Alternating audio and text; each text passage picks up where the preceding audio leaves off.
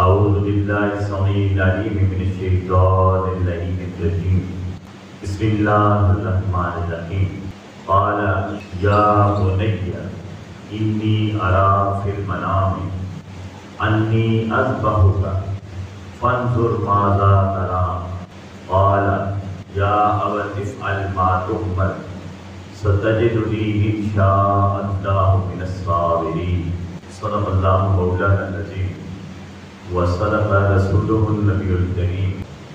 نہایت ہی واجب الاحترام بزرگوں، دوستوں، عزیز ساتھیوں، عید الاضحیٰ کی یہ پرکیف اور بابرکت اور مقدس و معطر و مطہر ساتھ ہیں۔ اللہ رب العزت نے ہمیں ایک بار پھر زندگی میں مقدر فرمائی۔ آج کا یہ دن اللہ رب العزت کے دو محبوب بندوں ابراہیم علیہ السلام اور اسماعیل علیہ السلام کے ایک فعل محبت، عمل محبت، عمل اطاعت اور عمل عقیدت کی یاد دلاتا ہے۔ اور وہ فعل، وہ عمل کیا تھا؟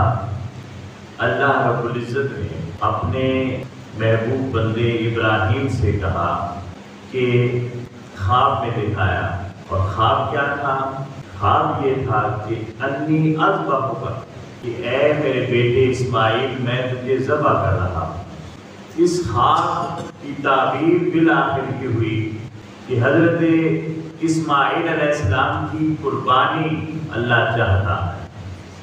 اسماعیل علیہ السلام حضرت ابراہیم علیہ السلام کے بیٹے ہیں جو عمر کے آخری حصے میں، اس عمر میں بیٹا عطا کیا، اور عمر کے اس حصے میں جب کسی کو اولاد ملتی ہے تو والدین کے لیے وہ اولاد کتنی عزیز ہوتی ہے اور اسے کتنی محبوب ہوتی ہے، یہ والدین ہی جان سکتے ہیں کہ جو اولاد اس عمر میں سہارا بن رہی ہے، اللہ فرما رہا ہے کہ اسے میری راہ میں میرے نام پر قربان کرو۔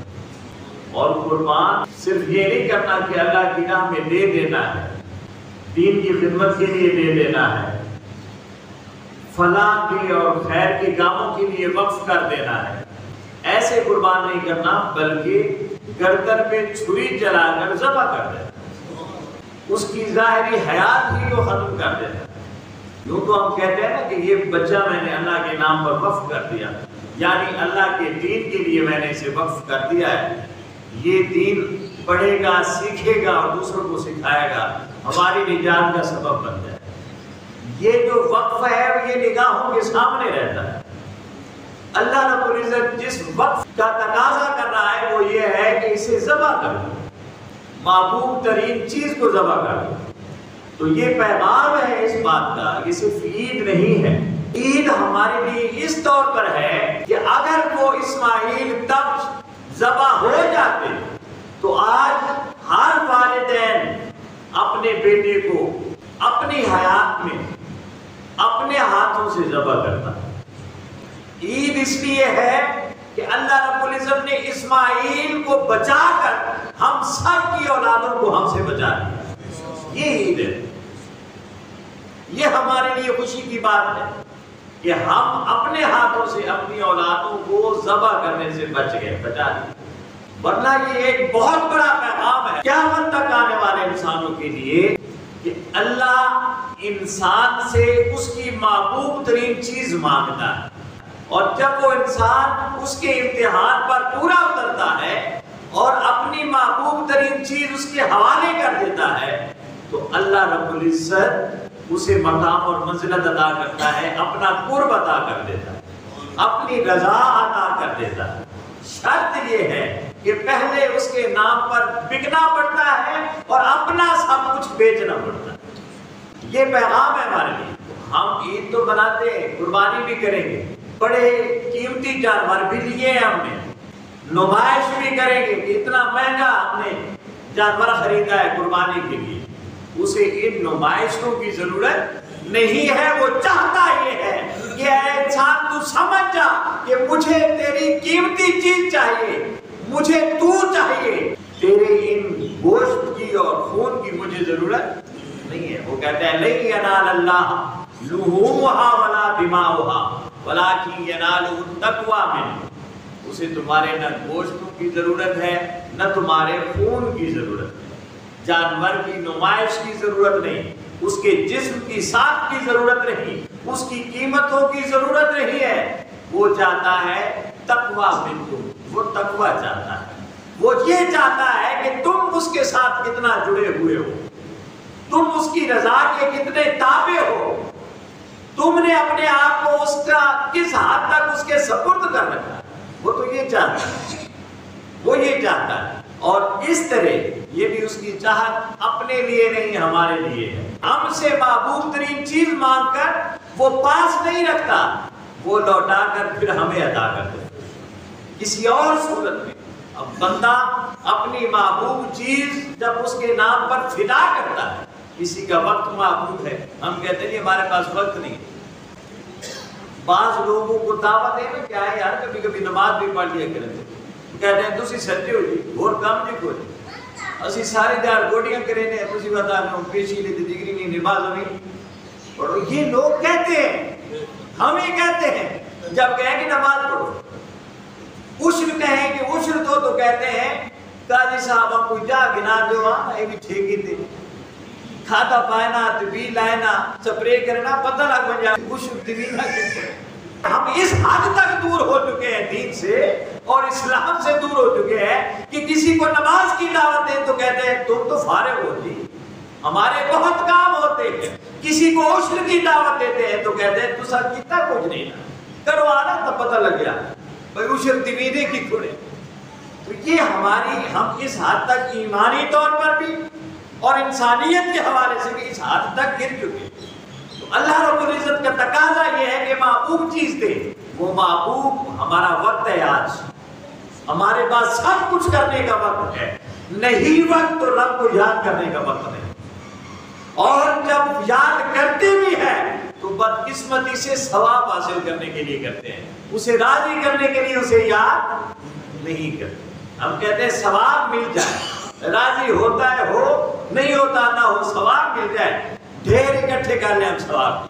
तो हमारी नीयतें बदल गई, हमारा खुलूस बदल गया, हमारी जहतें तब्दील हो गई, हमारी फिक्र गिरावट का शिकार हो गई है। हमने कभी उसे याद किया नहीं, किया तो मतलब के लिए किया। और अल्लाह रब्बुल इज्जत फरमाता है मेरे साथ जुड़ जाओ, अपनी महबूब चीज मुझ पर फिदा कर दो, मेरे नाम पर उसे बांट दो, तकसीम कर दो, उसे कुर्बान कर दो। तो मिलेगा क्या? हम लालची हैं तो कहा मैंने कौन सा पास रखना है, मैं लौटा कर तुम्हीं को दे दूंगा। अब जब महबूब चीज हम उसके नाम पर देंगे और देते हुए हमारे अंदर एक हलचल मचेगी और हम ये सोचने पर मजबूर होंगे, हमारा दिल नहीं करेगा देने के। वक्त है तो वक्त दिल नहीं करता कि दे उधर, पैसा है तो दिल नहीं करता कि दे उधर। कितने लोग हैं जिन पर ज़कात फर्ज है मगर वो माल पर सांप और बिच्छू बनकर बैठे होते हैं, ज़कात अदा नहीं करते। और कई लोग ऐसे हैं, हमने खुद सुना है, मैंने क्योंकि जिंदगी मुआशरे में गुजारे हैं, जब ज़कात के लिए कहा जाए तो कहते हैं हमारा अपना कमाया हुआ माल है, इतने लाख में कैसे निकालूं इसमें से। ये हमारी मेरे साथ होती है, जब कहा जाए कैसे करो तो मैं हमने खुद कमाया, हम क्यों दें? क्योंकि दिल को थोड़ा सा झटका लगता है कि इतने लाख पैसे में खामखा अपने पैसों में से निकाल दूंगा, अपने कीमती वक्त में से मैं इतना वक्त निकाल दूं।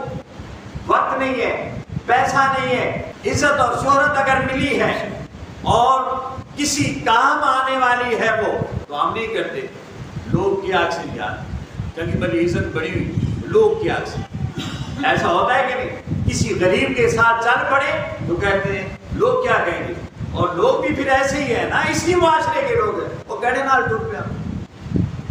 वोट देते हैं जब आप, तो हम क्या करते हैं भाई उस वोट देना जरा थाने कचहरी के सीधे नाल बन जाए, किसी शरीफ आदमी को हम वोट देने के लिए तैयार। यानी हमारी ये ऐसी फितरत बन गई है, ऐसी आदत बन गई और ऐसी तबीयत, ऐसा मजाज बन गया है कि हम कुछ भी उसकी राह पर देने के लिए तैयार नहीं है। अल्लाह फरमाता है कुछ दो के अपना महबूब چیز دو گے تو اس طرح صبر کرو گے، برداشت کرو گے، اپنے اوپر جبر کرو گے، دل نہیں چاہے گا مگر دو گے، تو اللہ رب العزت فرماتا ہے جتنا صبر کرتے جاؤ گے اتنا میں تمہارے ساتھ ہوتا جاؤں گا، ان اللہ مع الصابرین، اتنا میں تمہارے ساتھ ہوتا جاؤں گا۔ اللہ رب العزت نے حضرت ابراہیم علیہ السلام کو آزمایا، فرمایا وَإِذِ ابْتَلَىٰ إِبْرَاهِيمَ رَبُّهُ بِكَلِمَاتٍ فَأَتَمَّهُنَّ قَالَ إِنِّي جَاعِلُكَ لِلنَّاسِ إِمَامًا۔ یہ موضوع تو آگے آنے والا ہے، لیکن یہاں میں سے اگر اللہ رب العزت کسی امتحان میں ڈالتا ہے، کسی آزمائش میں ڈالتا ہے اور بندے سے مطالبہ کرتا ہے کہ یہ کر گزر، اور بندہ کر گزرتا ہے، تو اللہ فرماتا ہے انی جاعلک للناس اماما، میں پھر اسے وقت کا امام بنا دیتا ہوں، وقت کا امام بنا۔ ہم ڈرتے ہیں کہ کیا ہو جائے گا، اللہ فرماتا ہے کیا ہوگا، لوگ تجھے پہلے امام بناتے تھے، پھر میں خود یہ سٹیٹس تجھے عطا کر دوں۔ تو ابراہیم علیہ السلام کو آزمایا، فَأَتَمَّهُنَّ، حضرت ابراہیم اس آزمائش میں پورا اترے، ایک آزمائش نہیں تھی، بہت ساری آزمائشیں تھیں، ان میں سے ایک آزمائش یہ تھی کہ بڑھاپے کے عالم میں ملنے والا بیٹا، اللہ کہتا ہے اسے ذبح کر، اسے ذبح کر دو، اور یہ وہ آزمائش تھی جب اس آزمائش پر پورا اترے حضرت ابراہیم علیہ السلام، تو اللہ رب العزت نے اپنے اس محبوب بندے کو اپنا خلیل بنا لیا۔ کیا بنا لیا؟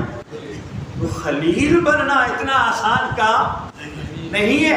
ہم کہتے ہیں کچھ کرے بھی نہیں اور بہت کچھ کہلائیں، کچھ کہلانے کے لیے کچھ نہ کچھ کرنا پڑتا ہے، خلیل بننے کے لیے اولاد تک کو ذبح کرنا پڑتا ہے، اور ذبح ہوئی نہیں ہے، ذبح ہوئی، وہ تو آزماتا ہے نا، وہ یہ چاہتا نہیں کہ ذبح کر دیا جائے، وہ آزماتا ہے، وہ ایسا ہونے نہیں دیتا، تو یہ ہمارا اس پر بھروسہ نہیں ہے۔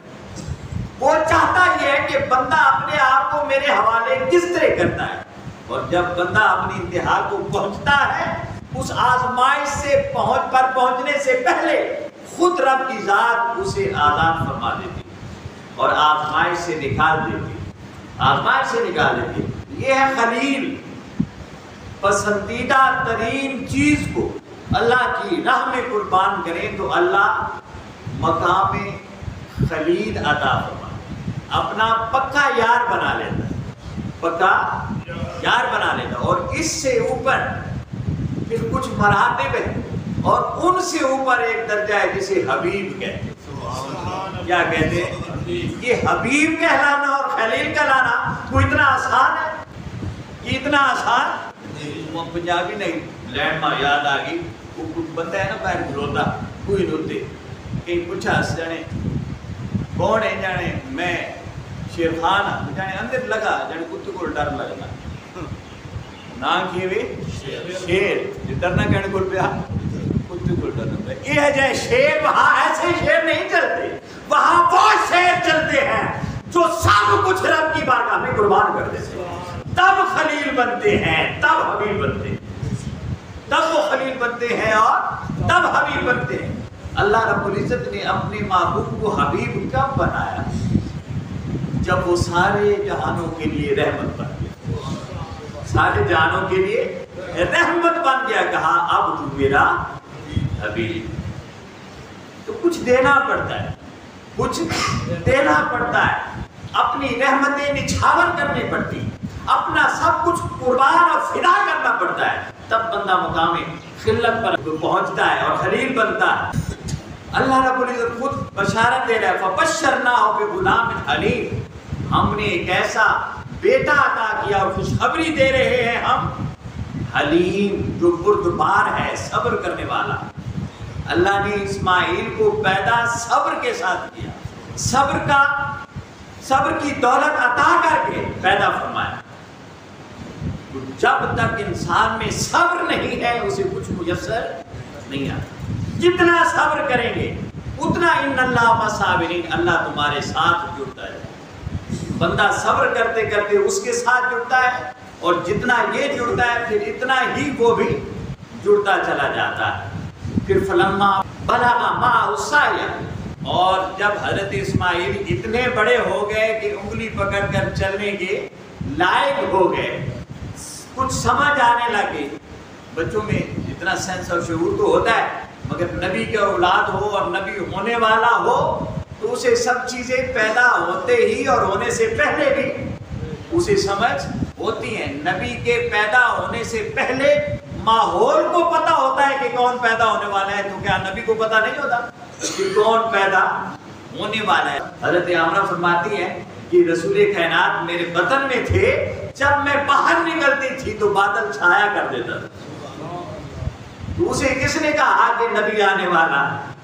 فرماتی ہے میں پانی بھرنے کے لیے جاتی تھی، کنویں کا پانی نیچے ہوتا تھا، جب میں جاتی تھی پانی کنارے پر آ جاتا تھا.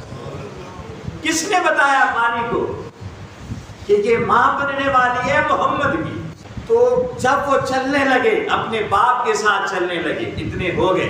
قال یا بنی انی ارا فی المنام، اے میرے بیٹے میں نے خواب میں دیکھا ہے، انی اذبحک، کہ میں تجھے ذبح کر رہا ہوں، میں تجھے ذبح کر رہا ہوں. فانظر ماذا تری، اپنی رائے تھوپی نہیں ہے، فانظر ماذا تری، تیرا کیا خیال ہے، تیرا بولیے نا، تیرا خیال کیا ہے، تو کیا چاہتا ہے، تیرا ارادہ کیا ہے؟ قالا، تو بیٹے کی پرورش اگر ابراہیم نے کی ہو تو پھر اسماعیل پیدا ہوتے. آج ہم کہتے ہیں ہماری اولادیں ہماری بات نہیں مانتی. بھائی ہم نے اپنے باپ کی باتیں کتنی مانی تھی، جو ہماری اولاد ہماری بات مانے. کبھی یہ غور کیا، کبھی کیا ہے غور کہ آج ہماری اولاد اگر ہماری نافرمان ہے تو ہم اپنے والدین کی کتنے فرما بردار ہوا کرتے تھے. تو پہلے اپنے من میں دیکھنا ہے، اپنے آپ کو، اپنے عمل کو دیکھنا ہے، اپنا کردار دیکھنا ہے کہ والدین کے ساتھ کیا تھا. تو ابراہیم نے جب، علامہ اقبال بول اٹھے، یہ فیضان نظر تھا یا کہ مکتب کی کرامت تھی؟ یہ فیضان نظر تھا یا کہ مکتب. آج ماں پیوتی سر چھوڑے نہیں دیپیو ماؤتی سر چھوڑے تھا. یہ فیض کہ یہ تہ منجایا، وہ آسی یہ تہ منجایا، رل کے دعا اللہ باویں منجایا ہونا اولادی. یہ فیضان نظر تھا یا کہ مکتب کی کرامت تھی؟ سکھائے کس نے اسماعیل کو آداب فرزندی؟ بیٹے کیسے ہوتے ہیں اور کیسا ادب کرتے ہیں اور آداب کا لحاظ کیسے رکھتے ہیں کہ باپ گلے پہ چھری چلانے لگ جائے تو اسے بھی تسلیم کر لیتے، اف تک نہیں کرتے. یہ کس نے سکھایا؟ یہ فیضان نظر تھا، کہا یہ ابراہیم نے سکھایا یا مکتب کی کرامت تھی یا ہاجرہ نے سکھایا؟ مکتب کون ہوتا ہے؟ میرے آقا نے فرمایا سب سے پہلی درسگاہ بچے کے لیے کیا ہوتی ہے؟ ماں کی گود ہوتی ہے، ماں کی گود ہوتی ہے. علامہ اقبال کہتے ہیں یہ کیا تھا؟ یہ فیضان نظر تھا. ابراہیم نے اسماعیل کو پالا ہے یا ہاجرہ نے یہ تربیت کی ہے؟ سکھائے کس نے اسماعیل کو یہ آداب فرزندی؟ یہ تو اسماعیل، ابراہیم علیہ السلام تو واپس چلے گئے تھے عراق کی طرف، پالا کس نے؟ حضرت ہاجرہ. پالا کس نے؟ حضرت ہاجرہ نے. آج ہماری مائیں اگر ہاجرہ کا کردار اپنا لیں تو بیٹے اسماعیل جیسے پیدا ہو سکتے ہیں، ہو سکتے ہیں. میں نے کہیں بات کسی اور تناظر میں ایسے کی نا تو کہتے ہیں وہ تھے. کسی کو بندہ کہتے ہیں نا کہ سیدنا غوث اعظم جیلانی نے اتنا ایسی عبادت کی ہے، حضرت داتا گنج بخش نے ایسی عبادت کی، وہ تو اللہ کے ولی تھے. اور خدا کے بندے دیکھو کہ ولی بنتا کیسے ہے. تو ہر بندہ ولی بن سکتا ہے، محنت کرنی پڑتی. نبی بننا اللہ رب العزت کے اختیار میں اور وہ بناتا ہے. ولی تو ہر کوئی بن سکتا ہے محنت کر کے. وہ تو وہ نہ تھے، صرف وہ نہیں، وہ ان کی تربیت کو اپنائے، ان کے کردار اور اسوہ کو اپنائے تو ہر بندہ اس طرح ہو سکتا ہے. وہ تو جی جاگ لیتے تھے، وہ تو جی عشاء کی نماز سے صبح، عشاء کی نماز کے وضو سے صبح کی نماز پڑھ لیا کرتے تھے. وہ تو بہت پہنچے ہوئے لوگ تھے، تو صرف وہ تو نہیں تھے نا، ہم بھی. تو یہ بہت بڑی ایک ہمارے ہاں بیماری کہ ہم نے ایسا نہیں کرنا، کیونکہ وہ الگ لوگ تھے، ہم الگ لوگ۔ تو تربیت کی حضرت ابراہیم کی زوجہ مطہرہ حضرت ہاجرہ نے کہا قال یا ابت افعل ما تؤمر، اے ابا جان آپ کو جو حکم ہوا ہے نا وہ کر دیں، وہ یہ نہ دیکھیں کہا کر۔ آگے جو جملہ ہے ستجدنی انشاءاللہ، اللہ نے چاہا تو من الصابرین، میں صبر کرنے والا ہوں، آپ مجھے صبر کرنے والا پائیں۔ اس کا مطلب یہ ہے کہ یہ جو خود سپردگی ہے اس میں سب سے بڑا ہاتھ صبر کا ہے۔ صبر اگر ہمارے اندر نہیں ہے تو کچھ بھی میسر ہوتا نہیں ہے۔ قرآن میں ایک اور جگہ وَاسْتَعِینُوا بِالصَّبْرِ وَالصَّلَاةِ، استعینوا، بولیے نا، استعینوا بالصبر والصلاۃ، صبر پہلے ہے نماز بعد میں۔ صبر مدینہ سے مکہ اور مکہ سے کربلا تک صبر ہے، اور کربلا کی عصر میں 10 محرم کی عصر کے وقت جو سجدہ کیا ہے وہ صلاۃ ہے۔ صبر کا فاصلہ لمبا ہے، صلاۃ کا فاصلہ 1 سیکنڈ کا بھی نہیں۔ ہم نماز پڑھتے ہیں مگر کبھی پوچھا نہیں نماز پڑھنے والوں سے کہ تم نے نماز کیسے پڑھی۔ اس نے بڑی خوبصورت بات کی تھی، نمازاں کیویں پڑھی دیاں اللہ دے سامنے، نمازاں کیویں پڑھی دیاں اللہ دے سامنے، نمازاں کیویں پڑھی دیاں اللہ دے سامنے۔ یہ شوق بھی، یہ طرز بھی بطول دے پتراں تے مک گیا، بطول دے پتراں تے کیسے پڑھنی ہے یہ ان سے پوچھو۔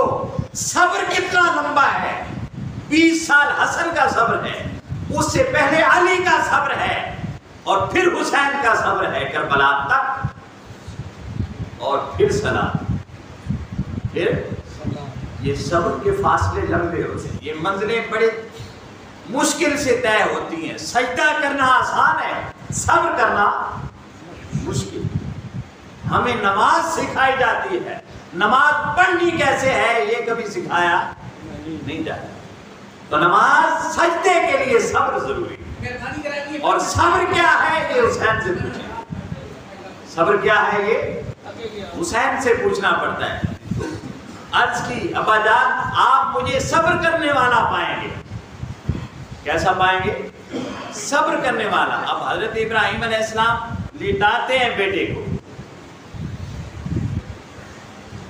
الٹا لٹاتے ہیں، سجدے کی حالت ہے نا، الٹا لٹاتے ہیں، اور سجدے کی حالت میں توجہ کدھر ہونی چاہیے کہ ابھی گردن کٹے گی، مگر توجہ کیا ہے؟ وَلِلَّهِ الْحَمْدُ، ساری تعریفیں اسی کی، ساری تعریفیں اسی کے لیے۔ تو یہ منزلت ہے، یہ مقام اور یہ مرتبہ ہے جو آج کا دن ہمیں یاد دلاتا ہے کہ اپنے آپ کو رب کے اس طرح حوالے کر دیں، اپنی خواہشات کو اس کی خواہشات کے تابع کر دیں، اپنی ضروریات کو اس کے مطالبات کے تابع کر دیں، اپنا وقت اس کے لیے صرف کریں، اپنی جائیداد، اپنی عزت، اپنا سٹیٹس، اپنا وقار اس کے لیے اس کے نام پر فدا کر دیں، تو اللہ رب العزت کے لیے مقام عطا فرماتا ہے، مقام خلت عطا فرماتا ہے، اپنا خلیل بناتا ہے اور اپنا حبیب بناتا ہے۔